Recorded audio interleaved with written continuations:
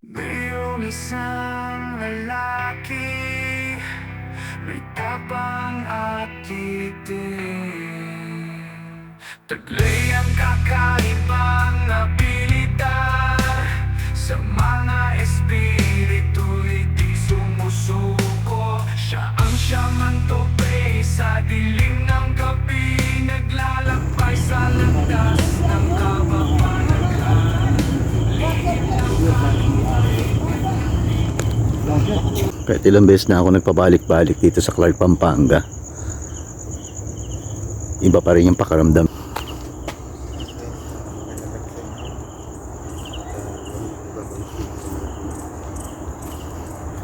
Iba pa rin talaga yung mga puno rito. Lalaki.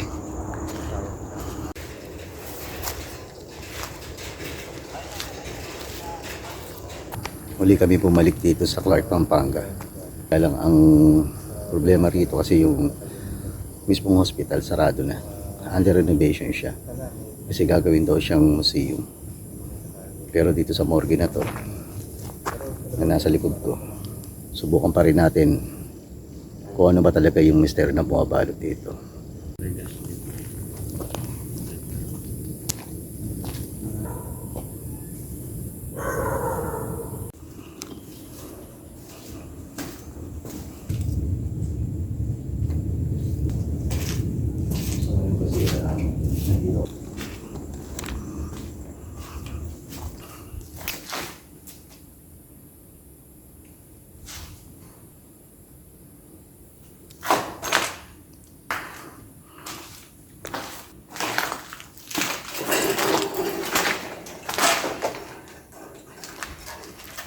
Wala pa naman ako nararamdaman ngayon dito.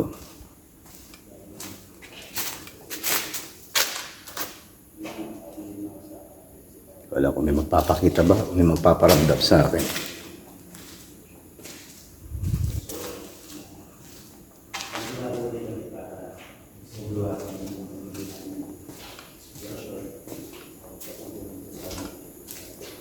Hindi nga natin nakalitan to.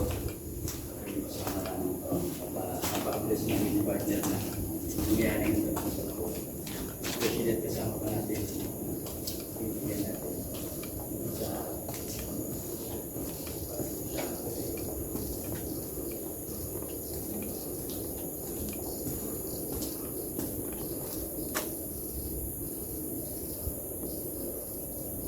Alam mo, iniisip ko lang dito, sana walang ahas.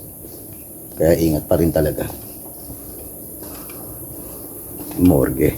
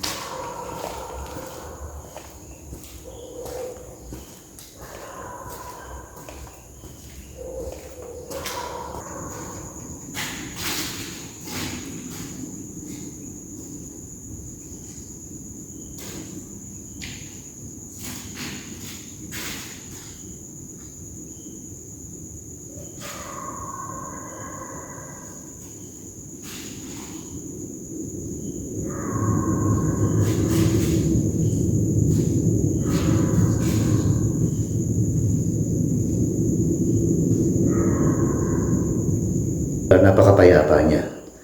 Hindi katulad ng huling punta ko rito. Medyo intense yung nararamdaman ko pero ngayon wala.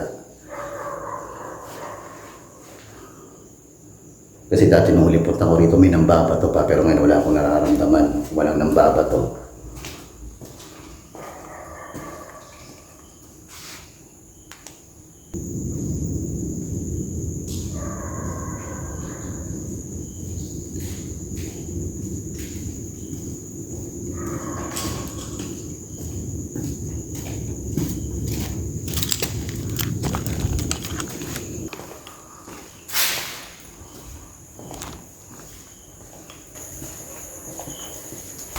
May kakaiba akong amoy na naaamoy ngayon.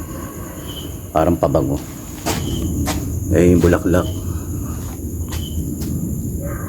Yung papabango.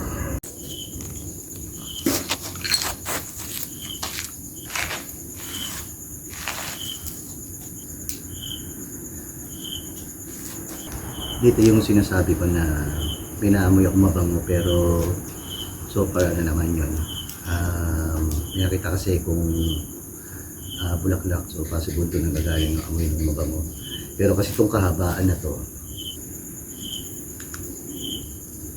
dito ko nakita yung white lady na dumaan siya, siguro mga 5 seconds lang nung huling-huling punta ko rito. Balik na kami ni Noriel. Punta na namin sila NWTV at si Black Sheep.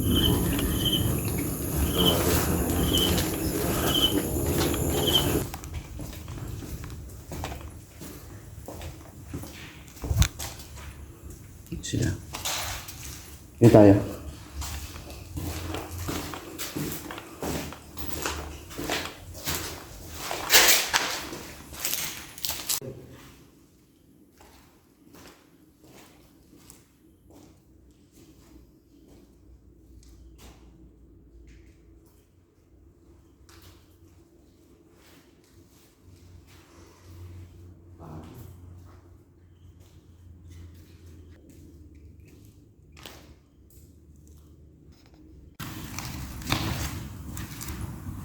Nandito man si Michael Blackship at si Edward T.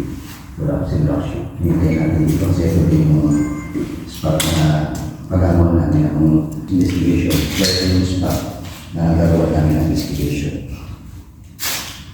Sige natin kung meron makikipag-usap sa akin o yung makakaramdam ka. Dito naman po ito yung spot na namin na napili namin kasi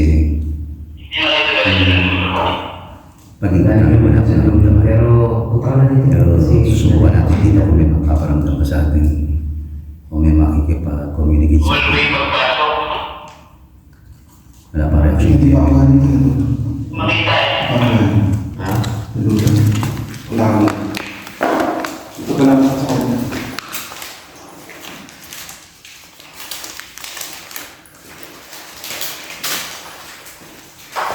Ito ang bahay. Medyo kalmado ngayon yung lugar na ito ngayon. Wala akong maramdaman. Hindi katulad dati, parang sobrang intense. Kumusta? Si Black Sheep. Ito yung mga yan, ito yung mga kasama natin. At ito yung mapili ng spot. At tatanungin natin sila kung bakit ito yung mga napili ng spot sa dami ng mga pwede natin pagpwestuhan. Tol, ano bang meron dito? Kasi yung kumakang wala kaming naramdaman, wala kaming napansin, kaya ang ginawa namin, random na lang na kwarto.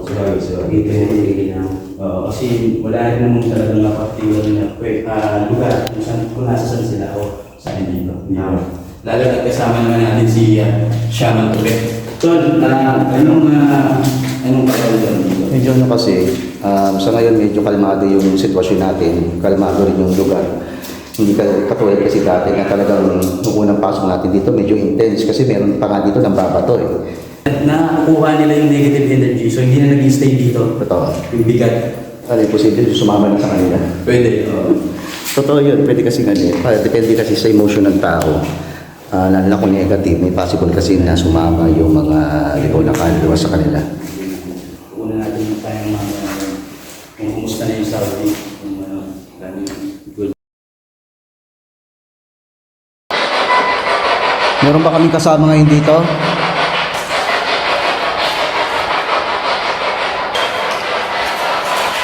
Meron ba kaming kasama ngayon dito sa kwarto na to? Ito yung panahon. Yung una yung sinabi ko sa kanila, hindi galing dito. Naririnig na kita. Pero hindi ka dito dumadaan sa spirit box.